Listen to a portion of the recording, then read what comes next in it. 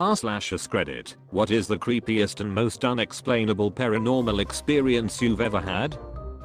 Not me, but a friend of mine told me about a dream she had years ago about a decrepit old man who was being chased by wolves. In the dream, he kept referring to himself in the third person as old skin's got to get away from the wolves. Eventually, the wolves caught up to him and started ripping him to pieces in front of her, and he kept narrating the events in a monotone voice. Old skin's being eaten alive. Old skin's gonna die. She woke up feeling creeped out, but the weirdest part came when she started describing the dream to her brother. He stopped her mid-sentence and asked, was his name Old Skin? I had the exact same dream. I don't know if that counts as paranormal, but it's fucking creepy.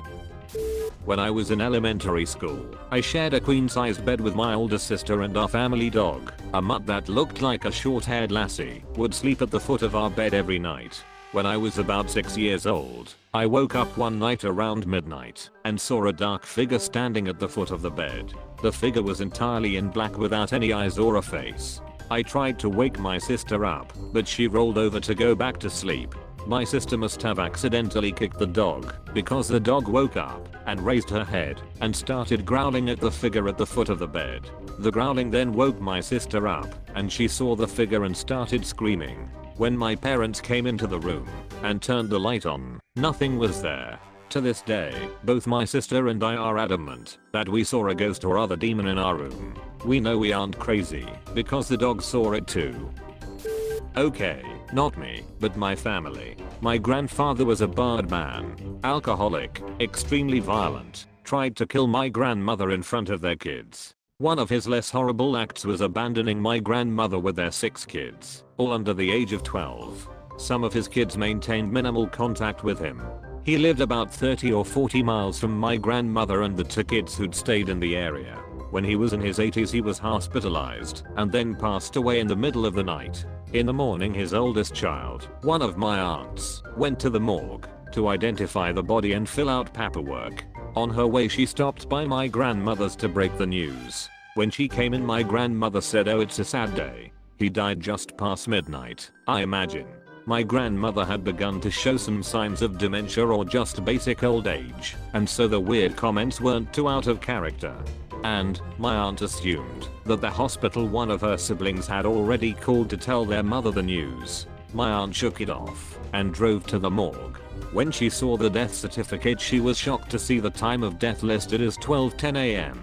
On her way home, she stopped back at my grandmother's and asked her who had called her to tell her the news, and asked why. She said that she thought he died just past midnight. My grandmother said he came to see me at 12:30 and we talked for a spell. He wanted to apologize for all he'd done to me and you kids. I think he made his peace and was able to move on, so I'm glad for that. My grandmother then resumed humming and doing a jigsaw puzzle.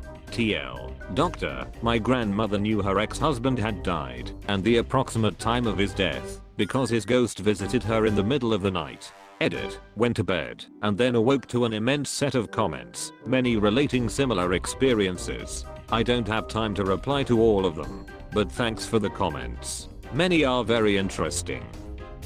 Why I read this when I'm home alone is beyond me. Mine is secondhand. My stepmom and my dad used to work opposite shifts there for a while. He was on nights, her on days.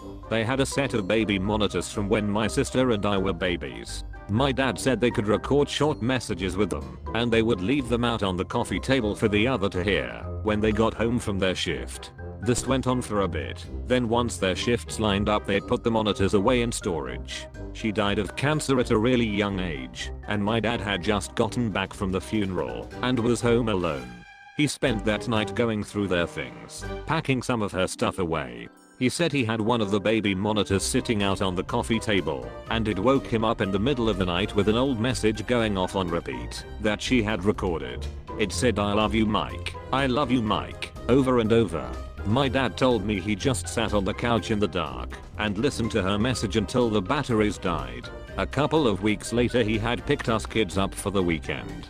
After my sister and I went inside, he said he was sitting on the porch smoking, and a strong gust of wind blew, and he said he could smell her perfume. that she always wore. It scared me hearing those stories as a kid, but now I can see the beauty and peace in those experiences. Have posted this before, but when I was a kid, my brother and I would get stuck with babysitting the neighbor's kid. His name was Alex. Alex was really fond of my Lego set that I had in the corner of my room facing the window. He would play for hours, staying preoccupied, while my brother and I would play video games in the living room. So one night, when I fell asleep on the couch while babysitting, my brother came to me and said, "Alex is under your bed and shaking." I asked, "What's wrong with him?" My brother told me to follow him into the room and try to talk him back out from under the bed. I go inside to find him on the verge of tears as he was trembling profusely under my bed. I asked Alex, "What's wrong? Why are you under there?" Alex whimpered it while looking at my sliding closet. As I walked toward the bed in order to help him out, he ran. He ran all the way back over to his house and waited on his front steps until his parents got home. Now, my parents were out to dinner with us, and he explained the whole story in detail to both his parents and mine. His explanation sent shivers down my spine when my brother and I left the house to meet up with his parents and find out what happened. My mom told me that Alex was playing with my Legos and hear a slight murmur from my closet, something that resembled a faint vocalization of, "Come here." He said that he looked behind him and noticed the closet had a slight opening with light peering in from my lamp. He stared at the crack until he saw an eyelid open. He told us that there was a man in my closet. Alex then hid under my bed after he gave out a slight yelp, which attracted my brother's attention. My family rushes back into my house and into my room. In horror, we find my closet door rocked open. My window had been left open when it was previously closed, and a few things knocked over which had not been touched previously. We still don't know what force we were reckoning after that evening. Thank God nothing more severe happened. I saw my deceased ex-husband in my kitchen. I was watching TV in my living room in the middle of the day and kept hearing this sound, like someone was jiggling their change around, and it was loud, as if it were in the room with me. I paused my TV, yet the sound persisted. So I start to look around the room, and when I got to the kitchen, I saw him standing there. He was looking around, as if taking stock of my apartment. Oh, and he was jiggling change in one hand, while flipping a quarter in between his fingers with the other hand. Something he did a lot when he was alive. He turned his head and saw me frozen, staring at him. The expression on his face was new. I would never forget. His eyes got huge, and he kind of tilted his head forward, with the expression like, "You can see me?" I don't know how long we stared at each for, but I turned away when I started to hear my cat ripping up the ducking carpet again in the other room. When I turned back to my ex, he was gone. It's worth noting that he had only been dead for a couple months too.